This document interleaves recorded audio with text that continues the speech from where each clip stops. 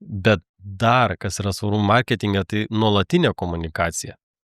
Vat kampanija ir komunikacija, kur yra kasdieninė marketingo, sakykime, pardavimui duona. Kad tos visos kampanijos lipdytų tą patį brendo įvaizdį nuosekliai, kad nebūtų kažkokio tai nenuoseklaus blaškymosi, kad nebūtų prieštaravimo, ne, tarpusavy, kas irgi yra gana lengvai pametama, ar ne, tas nuoseklumas, ta tokia pagrindinė žinutė. Tai va čia ir yra gero pozicionavimo savybė, kad tai ir užtikrina tą tokį vientisumą, bet ir palieka daug erdvės variacijom, ar ne, kad tu gali būti pakankamai skirtingas, bet kai sudedi visas tas kampanijas, matai, kad tarp jų susiformavus tam tikra sinergija ir vis tiek jos veda viena kryptim tavo prekinį ženklą.